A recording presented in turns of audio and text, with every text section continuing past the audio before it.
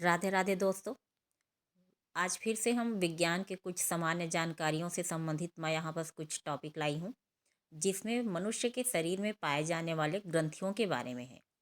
वैसे तो साइंस वाले जानते होंगे, बाकी बहुत सारे सब्जेक्ट्स वाले हैं जिनको नहीं पता, पर इसको सुनने से काफ़ी कुछ सभी को जानकारी अपने शरीर के ग्रंथियों के बारे में हो जाएगी। जिसके कारण क्या कर सकते हैं, हम अपने शरीर में पाए जाने वाले ग्रंथियों के नाम, साथ में उनसे जो हार्मोन सिक्रेट होते हैं या स्रावित होते हैं, उन हार्मोन के नाम भी जानेंगे। और साथ ही साथ इन हार्मोन के कार्य क्या हैं हमारे शरीर में, ये किस तरह से हमारे शरीर में प्रभाव डालते हैं।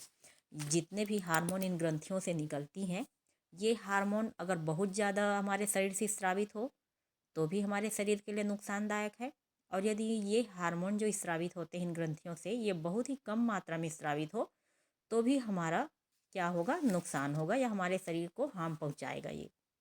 तो इस हार्मोन का स्रावित होना एक निश्चित मात्रा में ज़रूरी है, जितनी आवश्यक हो। जैसे हम किसी तरह से बीमार हो जाते हैं तो एक निश्चित मात्रा में ही किसी तरह की मेडिसिन या दवाइयों को और औषधियों को ग्रहण करते हैं, उसी तरह से इस हार्मोन की एक निश्चित मात्रा, थोड़ी सी मात्रा ही हमारे शरीर के कार्यकलाप के लिए या क्रियाकलाप या एक्टिविटी या कहें या नियंत्रण करने के लिए, समन्वय करने के लिए थोड़ी सी मात्रा ही पर्याप्त होती है।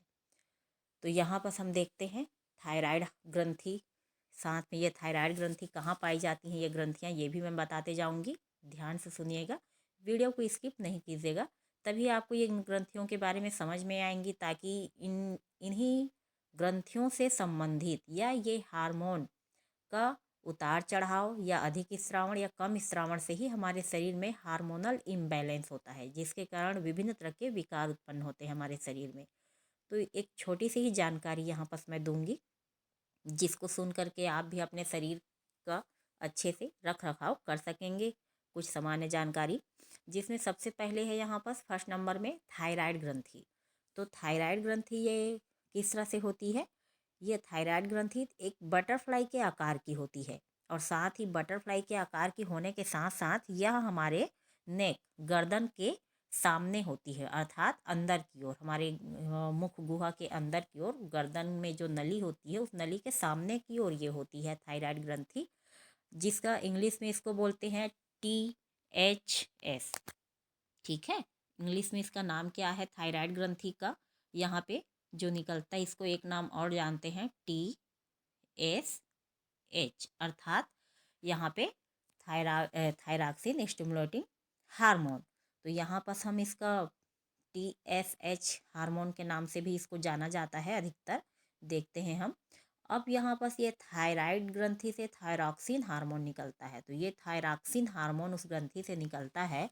तो इससे क्या होता है, यह थायरॉक्सिन हार्मोन हमारे शरीर में किस तरह से नियंत्रण करता है या किस तरह से क्रियाविधि को संचालित करता है, तो हमारे शरीर में जितनी भी मेटाबॉलिज्म की क्रिया होती है, अर्थात चयापचय की जो क्रिया होती है, उस पर ये नियंत्रण करता है, कंट्रोलर कर है एक प्रकार से। और साथ में ये वृद्धि करता है, कई सारी क्रियाओं को आगे बढ़ाता है, उत्प्रेरित करता है कई सारी क्रिया को हमारे शरीर में होने के लिए। या चयापचय की क्रिया, हम जिस तरह से भोजन ग्रहण करते हैं, तो यह हार्मोन भोजन में मिश्रित होकर हमारे चयापचय की क्रिया, मेटाबॉलिज्म की क्रिया, पाचन की क्रिया को बढ़ाता है। इसके अलावा और भी बहुत सारे कार्य हैं इसके, लेकिन यहाँ पर एक छोटे से एक एक कार्य मैं यहाँ पर बताते जाऊँगी, ताकि वीडियो ज़्यादा लंबा ना हो। दूसरी ग्रंथि है हमारी पीयूष ग्रंथि। तो पीयूष ग्रंथि के बारे में तो सभी सुने होंगे, इसको पिट्यूटरी ग्लैंड के नाम से भी जाना जाता है, और यह इसका इंग्लिश नाम है पिट्यूटरी ग्लैंड। और यह पीयूष ग्रंथि को मास्टर ग्रंथि बोलते हैं। मास्टर ग्रंथि क्यों कहते हैं, क्योंकि यह हमारे मस्तिष्क में स्थित होता है, और हर क्रियाओं का संचालन या हर तरह की एक्टिविटी या प्लानिंग हम करते हैं तो मस्तिष्क से ही करते हैं, इसी कारण से इसको मास्टर ग्रंथि कहते हैं। और कई सारे रीज़न हैं, मैं एक सरल शब्द में समझाने का कोशिश की हूँ कि इसको पीयूष ग्रंथि को मास्टर ग्रंथि क्यों कहते हैं, इसके बहुत सारे और भी रीज़न हैं। तो वीडियो ज़्यादा लंबा ना हो, इसीलिए मैं एक सरल तरीके से बताने की कोशिश की हूँ। तो इस पिट्यूटरी ग्लैंड से या पीयूष ग्रंथि से जो हार्मोन सीक्रेट होते हैं, वो तो हार्मोन बहुत सारे हैं। यहाँ पास मैं 3 ही हार्मोन का यहाँ पास जिक्र की हूँ, जो मुख्य रूप से इसके बारे में सभी को जानना चाहिए अपने शरीर के अंगों के बारे में। सबसे पहले हार्मोन है वृद्धि हार्मोन। तो ये वृद्धि हार्मोन क्या करता है, पीयूष ग्रंथि के अग्रपाली से यह स्रावित होता है, और यह मस्तिष्क के आधार पर यहाँ पर नाक के पुल के पीछे हाइपोथैलेमस के नीचे स्थित होता है। अर्थात नाक के पुल, हमारे नाक में जो छिद्र होते हैं उसको हम ऐसे करके सीधे लाइन से कान की तरफ खींचे तो उस कान के पीछे नीचे की ओर ये क्या होता है, ये पीयूष ग्रंथि हाइपोथैलेमस ग्रंथि के सामने वाले भाग में, जो मस्तिष्क के अंदर मतलब कान के पीछे के नीचे वाले भाग की तरफ अंदर में स्थित होते हैं। और ये वृद्धि हार्मोन से जो हार्मोन सिक्रेट होते हैं या स्रावित होते हैं, इनका कार्य क्या है, तो ये हमारे शरीर के वृद्धि पर क्या करता है, कंट्रोल करता है, नियंत्रित करता है हमारे शरीर की वृद्धि पर। और साथ ही ये नियंत्रित करने के साथ साथ क्या करता है, वृद्धि को अर्थात बढ़ाने में हेल्प करता है। अगर यह हार्मोन बहुत ज़्यादा क्या हो, सिक्रेट हो या स्रावित होगा तो क्या होगा, हमारा शरीर बचपन में ही भीमकाय हो जाएगा। अर्थात कई सारे बच्चों के में ये हार्मोन बहुत ज़्यादा स्रावित होते हैं, जिसके कारण से उनका शरीर क्या हो जाता है, भीमकाय, अर्थात बहुत ही ज़्यादा हेल्दी हो जाते हैं बच्चे। और यदि इसका कम श्रावण होता है तब क्या होता है, बच्चों का वृद्धि होना या ग्रोथ होना रुक जाता है, अच्छे से बच्चे ग्रोथ नहीं करते, उनकी बॉडी ग्रोथ नहीं होती है। तो इसका एक निश्चित मात्रा में स्रावित होना बहुत ही आवश्यक है शरीर में, जिसे एक लिमिट में या एक निश्चित तरीके से कह सकते हैं शरीर का ग्रोथ हो। तो साथ में यहाँ पर वृद्धि हार्मोन के अलावा दूसरा है फॉलिकल स्टिमुलेटिंग हार्मोन, जिसको FSH के नाम से भी जानते हैं। तो ये FSH किसी तरह के कंपटीशन एग्जाम में इसका हाफ नाम या फुल नाम दोनों दिए रहते हैं, फॉलिकल स्टिमुलेटिंग हार्मोन। तो स्टिमुलेटिंग मतलब होता है संवेदना, एक प्रकार से कह सकते हैं। तो यह हार्मोन फॉलिकल स्टिमुलेटिंग हार्मोन क्या करता है, यहाँ पर जो फीमेल्स होती हैं उनमें आपके ओवरी के क्या करते हैं, फॉर्मेशन में ये हेल्प करते हैं। ओवरी फॉर्मेशन अर्थात फीमेल्स या मादाओं में, महिलाओं में अंडाणु के निर्माण में ये सहायक होते हैं। जब ये हार्मोन सिक्रेट होते हैं तब अच्छी मात्रा में अंडाणु का निर्माण होता है ओवरी में, अंडाशय में, और वो अंडाणु क्या होते हैं, अच्छी तरीके से परिपक्व होते हैं, जिसके कारण से सही समय में वो गर्भाधान कर सकती हैं। और तीसरा है यहाँ पे लैक्टोजेनिक हार्मोन।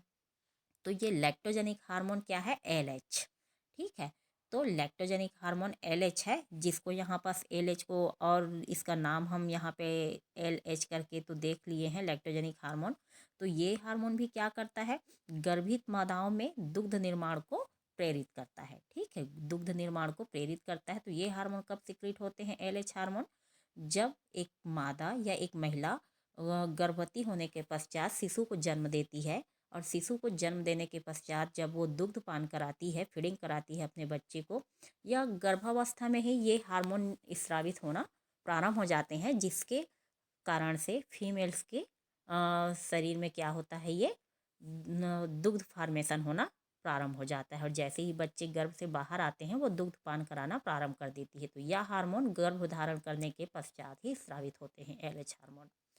तो ये हो गया पीयूष ग्रंथि से निकलने वाले कुछ महत्वपूर्ण हार्मोन। इसके अलावा और भी हार्मोन है। अब यहाँ पर तीसरा दिया अग्नाशय। अग्नाशय अर्थात क्या है, यहाँ पर पैंक्रियास, ठीक है, पैंक्रियास ये कहाँ होता है, ये पैंक्रियास होता है अमाशय में, ठीक है, अमाशय में पाया जाता है, अमाशय स्टमच में, पेट में।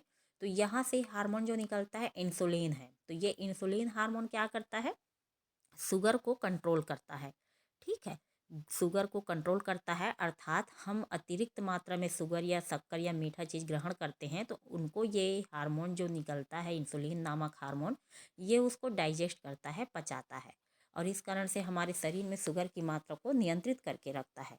और अगर ये हार्मोन, इंसुलिन हार्मोन, इस अग्नाशय ग्रंथि से कम मात्रा में स्रावित होने लगेंगे तब क्या होगा, हमारे शरीर में कम मात्रा में स्रावित होंगे तो हम अतिरिक्त मात्रा में जो मीठा पदार्थ ग्रहण करते हैं हर तरह से खाद्य पदार्थों के साथ में, तो उस मीठे पदार्थों को या शुगर को डाइजेस्ट करने के लिए और कोई हार्मोन नहीं होंगे, जिसके कारण से हमारे शरीर में शक्कर की मात्रा बढ़ जाएगी। और शक्कर की मात्रा बढ़ने से क्या होता है, सभी को पता है, मधुमेह रोग होता है, डायबिटीज़ होता है।